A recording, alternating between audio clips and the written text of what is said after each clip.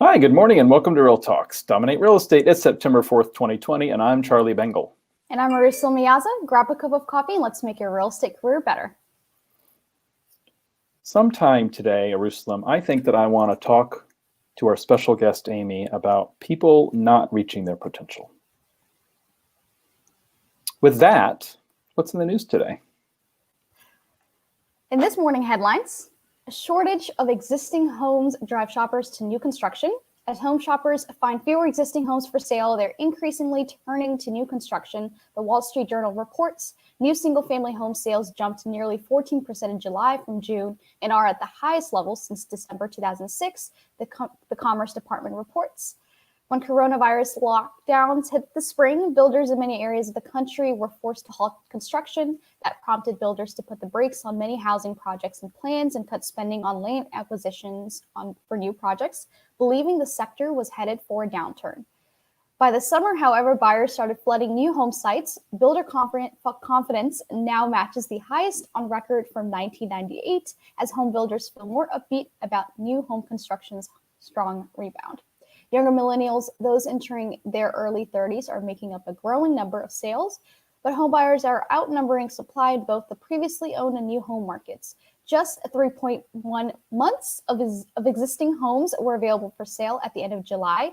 The new home market has a 4-month supply, which is still low, but a greater supply than previously owned homes. Home builders are raising prices due to demand and a recent increase in lumber prices. The median sales price of a new home sold in July was $330,600, which is up 7.2% from a year earlier. Despite the surge in demand, home buyers are limited in how quickly they can increase their inventories to meet demand. A shortage of skilled labor and a rise in land costs are also hampering build timelines. Ali Wolf, chief economist at Mayors Research, told the Wall Street Journal. In other news, the 2020 housing market is now outperforming 2019. The National Association of Realtors, a chief economist, Lawrence Yun, on Tuesday projected the 2020 home sales will squeak past 2019 numbers in a conversation Tuesday with RE/MAX Chief Customer Officer Nick Bailey during his virtual morning show, Good Morning RE/MAX. In mid-March, a massive scare hit the market. Safety concerns over the virus escalated as Yun recalled worries rose over everything from touching doorknobs to economic concerns about the accompanying slump. Yun says he believes home sales will be slightly ahead of 2019 and then up even more in 2021, rising 8% year over year. A total of 5.34 million homes were sold in 2019, according to data from NAR. This market momentum is very solid, Yun said. Double-digit unemployment should be a concern about the general health of the economy, but so far, those who work higher wage office jobs haven't been tremendously impacted by COVID-19's economic headwinds. Most of the losses are in lower wage sectors and ones that require working in person, like hospitality, according to Yun. People who work in office jobs can video conference and be more productive, according to Yun, who estimates that as much as 25% of the workforce will have more flexible work schedule with the ability to work from home a few days a week once the pandemic is over. Prior to the pandemic, only 5% of the workforce worked from home, Yun added. This demand and ability to work from home is giving fuel to the secondary housing market. Yun doesn't believe the U.S. is currently in a housing bubble because there's still demand in the pipeline. Data from the Mortgage Bankers Association last week showed home purchase applications were up more than 30% year over year, and that buyer demand will continue into 2021. That massive buyer demand is also going to ensure that this crisis doesn't mirror the housing crisis that ravaged the industry more than a decade ago. The buyer demand will absorb any foreclosed properties quickly, and sellers likely haven't burned all of their home equity like in 2008. In other news, mortgage demand for home buyers is now 28% higher than last year. Home buyers are rushing for mortgages, but fewer homeowners are refinancing even though rates are heading toward record lows. Total mortgage applications volume fell 2% last week from the previous week, according to the Mortgage Bankers Association seasonally adjusted index. Volume was 35% higher than 1 year ago.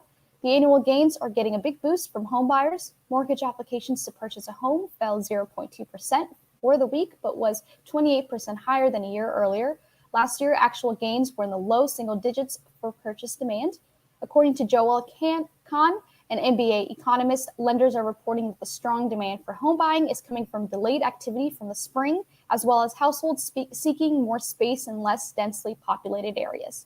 The demand is also fueled by near record low mortgage rates. The drop in rates did little to spur current borrowers. Applications to refinance a home decreased 3% for the week, although they were 40% higher than a year ago. Earlier this year, refinancing had been around 100% higher annually. In addition, both conventional and government refinancing activity decreased last week, despite 30-year fixed and 15-year fixed mortgage rates declining to near historical lows. Charlie, what's going on with rates? Thanks, Jerusalem. Mortgage interest rates remain unchanged from our show on Wednesday, with the 30-year fixed rate at 3%, the jumbo rate at 2 7/8. FHA and VA are at 2.75. These are purchase rates in the Washington metropolitan market, brought to us by PNC Mortgage. Back over to you to talk about the market. In the last week in the Hampton Roads, we saw 875 new listings hit the market, 861 properties go pending, and 1,054 properties sold. In the last week in the Washington metro area, within 30 miles of the White House, we saw 1,493 new listings hit the market, 1,938 go pending, and 2,109 homes sold. Back over to Charlie with our special guest. Thanks, Jerusalem. I'd like to welcome back to the show Coach Amy Lassen. Always good to see you, Amy. Good morning. Good morning. So lots to talk about today. First, who would have thought, everybody? who would have thought that 5 months ago we would now be looking at breaking the record compared to last year of home sales? I mean, 5 months ago, things were, stopped. There were some states where realtors couldn't leave their houses, right? Yep. And now we're looking at what, more than likely we're going to sell more homes in 2020 than we did in 2019. I mean, it's just a remarkable comeback to housing. And obviously, the way this crisis hit, I think it did affect disproportionately lower income folks that were not in the buyer pool to begin with. Yes. That's a discussion for another day, Yes. probably. But then the low interest rates have kept buyers in the market as well. So it's just really an amazing story. Unlike the Great Recession, it's like housing is one of the props to this economy right now, right? Yeah. I would like to talk to you a little bit today about the Tom Ferry Summit. We're going to be doing this next Wednesday as well. So we just had 2.5 days of the Tom Ferry Summit. Those of you that don't know, it's about 20 hours of live content, and there's breakout sessions in addition to, a couple dozen hours of breakout sessions, I would say. So you and I have not been through all the content because there's just not enough hours in the day, during the first week. I want to start with, we were having a little bit of a discussion before the show about potential and agents' potential and why they don't do certain activities. And Tom was telling a story to wrap up last night of he got into snowboarding. Mm-hmm. I think this is part of Tom 5.0, which I thought was brilliant, by the way. So Tom turned 50, I think in August. And instead of saying Tom at 50, he's saying Tom 5.0. So, we're going to have a Charlie, 4.4 coming up here in the next couple of months, I think, because it sounds so much better than 44. He was talking about, he went, to some mountain to go skiing and snowboarding with some friends. It sounded to me like most of the friends were skiing. Anyway, he got up to the top of the mountain and he's like, this is the greatest thing. I'm never going to ski again. Snowboarding is going to be my thing, my deal. And then he gets to the edge and he looks down, and the angle of, the starting point, and maybe you ski, you're from Colorado. I've skied twice in my life. It's not something that, frankly, I ever want to do again. I don't like heights. I don't like the cold. I'm afraid of slamming into a tree. It's just not my thing, right? Well, I think snowboarding at 50 is really a bad idea. But anyway, snowboarding is dangerous. Especially after a hip replacement. But anyway, so he's standing on the edge, right, and he's looking down, and the angle, right, seems very steep. Mm-hmm. And as he's telling the story, he was basically saying, in reality, it's probably like this, but, I'm thinking it's like this. Yeah. And he didn't say the drunk monkey, but he was certainly referring to the drunk monkey, which I don't think he actually uttered that term during summit, but the drunk monkey sits up here on our shoulder and chirps in our ear and talks to us about, all the reasons why we shouldn't do something. All the reasons why we shouldn't knock on that door, all the reasons why we shouldn't do that video, all the reasons why we shouldn't make our calls, Yeah. So the drunk monkey was clearly on Tom's shoulder, right? Talking to him about why he shouldn't go. Oh, I can just walk back down. I'll get more steps in that way. He said, my pedometer will love it, right? And then I think a friend eventually just shoved him. Right. So it's almost like the kid that needs to be shoved into the pool because they can swim, but they don't think they can swim. Right. Or when you're holding on to the kid's bike, the training wheels are off, but you're holding on to the bike and they're going down the road. And then eventually what? You let go of the bike and off they pedal. Yeah. Right. So, and Joseph McClendon talked about this some on, when was it? Tuesday, Wednesday? About why we don't do certain things. So I'd like to kind of just talk about that for a minute. Yeah. What is it that keeps us, that allows these limiting beliefs to keep us from greatness? Especially when in some of these cases, we've gone to this conference, it's virtual this year.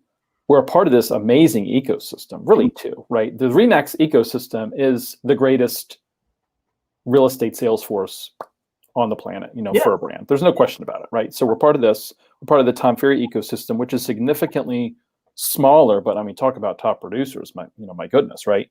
Yeah. So there's people that are involved in the ecosystem. There's people that we know. There's people that we coach, and they just don't ever let it go. They just don't ever, they would pick up the snowboard and they would walk back down the mountain, right? Instead of going down the mountain, right? Sure. What is that? Like, what holds people back? They see all the examples of, the greatness in the plans. Yeah. This is what you need to do. Gary Vaynerchuk yesterday, right? It's like, this is what you need to do. Yeah. Get over yourself, one, and then this is what you need to do. Yeah. One of his examples yesterday, and then I'll get to my point and to your question, was Facebook, and there's all this rancor around Facebook and politics, and they're not controlling the message. They're allowing fake news and ugly messages to be on Facebook, and this is like this huge problem, right? Facebook needs to be regulated. Sure. Mark Zuckerberg needs to do his job, this and that. So you have these people that are like acknowledging that Facebook is very clearly a huge platform to get news out. Yeah. Right. And yet the vast majority of real estate agents will not go on there and just do a quick little free video. So it's on this side, this needs to be regulated. There's too many eyeballs on this. It has too much influence. Sure. Yet there's agents that are like, they see that, right? They're almost part of that complaining party, if you will. Sure. And yet they don't use it to their advantage, or Instagram or Twitter or LinkedIn. This is all free. I'm not talking about paid ads. I'm talking about just talking to people who are already connected with us. And they don't do it. They don't do it, right? And you have these experts that are like, this is what I do, and I make X dollars per year, right? This is literally my plan. Here is my plan from A to Z about how I made $500,000 last year. Yeah. And agents take the plan. They get excited about it. Sure. The plan, right? They put it in. It's contagious. Yeah, absolutely, right? It goes in a notebook, it goes in a file, and then they revert right back to what they've always done. Yeah. Which in some cases it's great, in some cases it's mediocre. Sure. But in all cases, I would argue with this group that I'm talking about, it's not where they want to be. Sure. They all want to be here. Sure. They're here. Yeah. But then they don't make the change, right? Sure. They know what to do. Yeah. So like, what is that? Is it the why? Is it not revisiting the why or the vision, as McClendon said? I'm curious about your opinion, because I think you and I both at times get frustrated with, we can see, especially with certain people, we can see they have it, right? Or they know 500 people and they don't call them. Yeah. And it's like, you're leaving money on the table. This is hurting you, your family, your future, right? And we just, or they have a free ticket to Summit and they just don't participate for whatever reason. Yeah.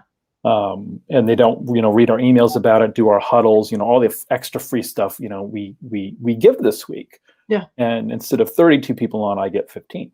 Yeah. Why is that? Maybe this is like a rhetorical question, right? Maybe if you and I solved this problem, we would be gazillionaires. And well, the thing of it is, everybody has solved this problem, but it's just the listener is gonna have to hear it in the right way at the right time, right? So I think the really simple encapsulation that I took away actually from Tony Robbins' Business Mastery 2 weeks ago is that in order to, and McClendon said it, it's 80% psychology. Yep. So within that 80% psychology, Tony Robbins says you have to first change your state, which is your energy, your confidence, your the blood, your happiness, and I'll tell you, at the end of yesterday, Charlie, I was kind of like, can I just watch Netflix? Like I was pretty tired, right? But this morning I'm fired up again. Oh, sure. Yep. I'm with you guys. It's like I get excited. So we've got to change our state, get with positive people, eat better, move your body, create the opportunity of change. Okay. So you got to change your state, change your body state, changes your mental state, change your state, change your story. And that's that whole, I'll never do that, or I couldn't, or I'm from this, or I never have in the past, or whatever story you have about your organization or tech savvy nature, or whatever it is, whatever story you have about what you're capable of. The truth is, everything that's happened before is so far behind you. Everything is, here forward. Here we are at this point in time. You can change your story about that. But then number 3 is to change the strategy. And I think a lot of people psych themselves out with, like, they get pumped up and they commit to a strategy that wouldn't possibly work for them. Okay. And I have coaching clients come to me and say, Vaynerchuk is my favorite. I'm so inspired. I'm going to spend 6 hours a day on platforms no one's ever heard of. I'm doubling down on Tumblr. And I'm like, who's going to show the houses? Like, but Gary Vee said. I said, he's not a realtor. Like, do you have an assistant? Have you called your past clients? So what we have, it's not to say there's anything wrong with what Gary Vee shared. It's amazing. There's a lot to learn there. But when you say, I'm just taking whole cloth, the business plan from a man who has, say, 20 buyer's agents and 4 full-time marketing experts, and now that's my business plan. It's like, how is that your business plan? So change your state, change your story, change your strategy. And having a coach can be somebody who helps you craft an actionable strategy. And everything, Tom said this repeatedly, everything is possible in increments, right? There is a compound effect to doing the little things and making the little adjustments. So this is what I think, Charlie. I think we all have our own stories about who we are. We all have our own skill set. And my favorite thing to say lately, even to my kids, is to ever say, well, I'm not naturally good at, fill in the blank, is laziness. Like, to assume that we all fell out of the womb with the careers that we would have, with all the skills, with all the knowledge, with everything that we would ever have, is ridiculous, right? That's not a thing. So when you have an opportunity to take something on, you're like, ooh, I want that. Now just figure out, how do I build one of those? How do I learn that? How long would it take me to be fluent in Portuguese? I don't know. I'm going to have to learn one word at a time, right? I heard someone speak and now I want Portuguese. How come I don't speak it now? Well, what efforts have you made, right? And somehow we think in real estate it's supposed to be osmosis. And I think that's just a misunderstanding. So I want to, encourage everyone. All of this is possible for you, but you need to build a strategy that you are capable of tackling one step at a time. I like that. And part of what you said also was this belief in ourselves. How many listing appointments do people go on and they're not prepared, right? They're not, and they wing it, and they almost go in thinking they're going to lose. And then on the flip side, those that do, they have the skills, they're not practiced enough, they have the materials, they have it down. Maybe they just don't have enough deals under their belt, right? And it's this, again, the drunk monkey, right? And I think it was Tom yesterday, and I'm flubbing the quote. But it's something along the line of, I'm the best agent for this job. Mhm. I believe in my service. Mhm. Hire me and let's get to work. Mhm. Right. I mean, I think that yeah, how many agents actually say that? Right. Or is it just there's some objections, we handle it, okay, we'll get back to you. Okay, have a great day, and then off we go. I Well, just, let's do the diagnosis. What if you don't think you're the best agent for the job? Like, what if why? you're right? But I'm Right. saying do some diagnostics. Yeah. Right? What if you were experiencing some physical symptoms? Should you just make an assumption about what's wrong with you, or should you do some diagnostics? And then is there something to be done about it? Right. There always is. So if the thing holding me back is I actually don't think I'm the right agent for the job, I don't know that market, I've never sold like me. Well, neither did the current big gun in your marketplace. Right. They were newly licensed once. Yep. They didn't know their head from a hole on the ground. Everybody starts somewhere. And I think this is the thing I really want to encourage everyone is quit believing you should have been born knowing this, because that's just an absolute myth. Mm-hmm. The best agent in the industry was not born that way. Right. They worked for it. Yep. So just don't be afraid of work. Don't be afraid to pick up the weights and curl. I like that. Good. What other takeaways do you have? And we're going to spend, time next week talking about some takeaways. I thought that, and I didn't take notes because the slides, were rather comprehensive, but Jason Pantana and his total marketing checklist. Sure. Like from A to Z, I would chunk it down into almost like beginner, intermediate, advanced, right? Because presented the whole 18 things is a bit overwhelming. Sure. I thought that was excellent, and that's something that we can certainly repurpose and make available to those that are watching the show once we get the material next week. So I thought that was good, but there was also this constant theme throughout the conference of you've got to make your calls. Yeah. The best agents make their calls, yeah. no matter what, right? And I think Pantana said something about, if you don't have an hour a day for your calls, then there's like a critical inefficiency in your business. Yeah. And yet we hear often, yeah. I didn't have time for my calls. Yep. I had too many deals working. I had this happen or that happen, right? So I thought that it was interesting that, and Tom, I felt like the focus this summit was more on calls than video. Mm. Like last year it was like video. I mean, it was like drilled into our heads, yeah. This year I felt like there was more of this focus on calls, and you need to be making your calls because the best agents make their calls no matter what. And if you shake enough bushes, enough business is going to come. If you whoever talks to the most people wins in this business, right? And if you don't know a lot of people, then you got to go meet people. Yeah. Well, there's brand, there's, putting it out there, there's marketing. Yep. And then there's connection, right? And he actually at one point he clarified texting, and I have to watch my language as a coach, because when I say calls, people take me super literally, and then they kind of shut down and they get upset. And so I need to change it to conversations. You need to be talking to people. Yep. That could be face to face, that could be texting. There's lots of ways to converse with people. It has to be a conversation though. But that's different than marketing, right? Marketing hopefully attracts people to your service and reinforces the value of your brand and your service. And then making those connections, that's how you serve the need in the moment, right? If all you ever did was run ads about a certain type of car and there were no car lots and nobody ever got to test drive them and you never got to talk to them about their needs, it'd be harder to convert.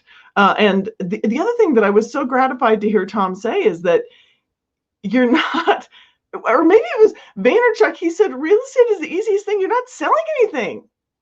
You're not asking them to buy shoes or perfume, or, it's when they need to buy a house or sell a house, you'll be there. Right. In the meantime, you've got to be clear about what value you have so that you'll be what was the term? You'll be the choice, it'll be choice, not chance. Yes. Right. Yep. Right. Yep. So that's what marketing is about. And the thing that I say to my coaching clients is if you're providing enough industry information on a regular basis, when you call and say, how are you? How is back to school going for you? You don't have to find a way to then like butter them up and then insert, will you please send me referrals? Because real estate is already top of mind. Yep. You don't have to remind them that you're a real estate agent. Right. They remember. But I think that that's the that's the two-part touch, is to be marketing and providing good value and then be connected. I like that. Switching gears a bit, we'll talk more next week about some of the breakout sessions, but there was a little, there was some conversation around finances and around taxes. I went to a tax breakout, which was way over my head. It's rare that I listen to somebody speak and think this person is like so much smarter than me. It's like, it's this like, and I'm not trying to be like an egomaniac or whatever, but normally I feel like I can keep up. Yeah. But this guy, this tax attorney dude from, Anderson, I think is the name of the company, made explicitly clear with examples that if you are an agent only being paid as a sole proprietor and not using an LLC, with an S corp or another method, you are leaving money on the table, and you are leaving yourself open, significantly more open to audit. And he had the stats, and it was like 0.2% of S corps are audited per year, 2.5% of sole proprietors are audited a year. And somebody might think, well, that's not that big of a difference. It's a massive difference. And then I think it was something like 90% of the sole proprietors lose an audit, meaning you owe something, and about 2/3 of the other setup, lose. So he said that if you're set up properly, you should be audited once every 500 years. Well, to not intimidate the listeners, and you said this guy was kind of overwhelming, the basics is go set up an LLC operating as an S corp. Yep. And it's not hard. And don't do it yourself. Pay somebody $250. Please talk to an accountant that knows real estate. If your accountant specializes in doctors and dentists, reconsider, right? Get a referral from somebody who specializes in home office deductions, mileage deductions, the gifts, the meals, the yard signs, all that stuff can structure you into getting it, into a solo 401k, right? So that was Tom talked more, about kind of the finances and, where we want to be. And I have that somewhere. He was saying that the goal is 70% pre-tax profitability. And that was probably the best little piece that he talked about writing the check, to yourself. Maybe we talk a little bit more about that next week, Amy. But I thought that, really this is something that I need to be doing as a leader of agents. Yeah. It's almost like I need to start a campaign of I go out and ask every agent, so how are you set up? And if they say sole proprietor, right? And I called out one of my friends, Jonathan. Jonathan. Hi, hair Jonathan. He's set up as a sole proprietor. Wow. His brother-in-law is a freaking accountant. We do need to be the evangelists. So anyway, we could have, and there's no way to do the perfect list, but I was thinking, what if we had a checklist of 10 things that are the have to? And I don't know what those 10 things would be. That's a made up number. Because the problem is it could easily be 100 things that are have to, but maybe it could be 5. Like, seriously, people, there's a few things and they're not that hard. Don't get freaked out. Now, if we ever say something and you're like, now I'm intimidated because I don't know what that is, Google it. Put something in the comments. Ask us. Yeah, exactly. Ask. Yeah, Google, ask, comment. Sure. I promise. Yep. Agreed. Totally. So yeah, that would be one of the top 5 things, I think, right? Getting set up correctly. Because I think that it was, if you were, and I took a million screenshots, right? So if you made 50,000, which is less than almost everybody that we know makes, right? Sure. I believe that if you're set up properly, you're keeping about 5,000 a year. I think that was the example. If you're a sole proprietor, you're giving the feds $5,000 more a year, which is a ton of money. So especially over a career. So let's leave it there. I appreciated the conversation today. Yeah. We will work on our list of, you're going to be in this career for 30 years. Here's the 900 things that you need to do from day one all the way to year 30. Yeah. Anyway, always good to see you. Wait, Have a can good we weekend. start Yes. with a couple things that we're going to cover next week? Like Yeah. Kofi Narti, I thought he was fantastic. There's so much to share about what he had to say. I thought Vaynerchuk was as good as I've ever seen him. And then there was something to be said for having him not be on the stage, because he gets so freaked out and excited. He gets kind of over the top. It was awesome to have him on video. Incredible notes there. And like you said, some other breakout things. Andy sees things about open houses and farming. There is just so much for us to share with you. And Oriana Shea, it was funny. This was a session that was supposed to be on luxury branding. And it had been renamed in the system something else. So I couldn't find it. But so I'm looking for Oriana and Jeff May. So I find it. I get there. They're now talking about something completely different. I almost clicked away. Would have been a huge mistake, right? Because she talked about, and this is just stuff that we can just add to what we've been saying, Amy, the importance of a buyer consultation in order to win offers. And one of the questions is, maybe this is one of the takeaways from today, is when you're talking to that buyer, how comfortable are you with competing? And you're having that conversation weeks before they compete. And then you know what their comfort level is. So it all starts with that. She talked about presenting the offer, putting yourself in the shoes of a listing agent. In other words, you don't send the offer in 3 different emails and say, well, this is coming tomorrow and all this and that, right? They're going to have 12 offers. It needs to be organized. So I thought her talk ended up being amazing. And I'm so pleased that I did not click away. So I took like a whole page of notes. So that's something that I definitely want to go over next week as well. So we have lots of stuff for next week. Town hall style workshop or mastermind with your agents, because this topic, like, I feel like I'm repeating myself and people are taking me out. But I have been pounding this since we met. I have been pounding buyer presentation. And of course, we could say it's more important now than ever, but I think it always was. And not bringing the buyer along and educating them about making wise financial choices for themselves is a huge mistake. So I'd be up for it. We could have that's cool. People on the screen and we can talk about it. Like, let's all get on the same page for once and for all. I was shocked. She said she had 12 offers on a recent property, and only 4 people called her to follow up that she even got the offer. Wow. The rest just email. And then one of them ended up in spam. The agent called her 4 days later after the deadline and said, so what's going on? And she's like, well, who are you? Right. She looks through spam. She finds it. It would have been one of the best offers. They were already ratified.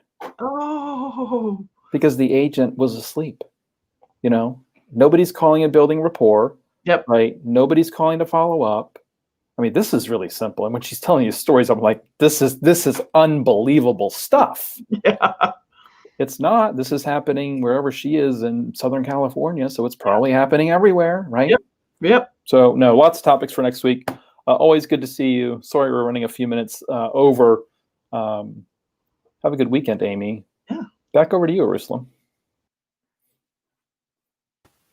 Thank you so much for watching, and hope that you have a great weekend. Take care, everybody. Thanks.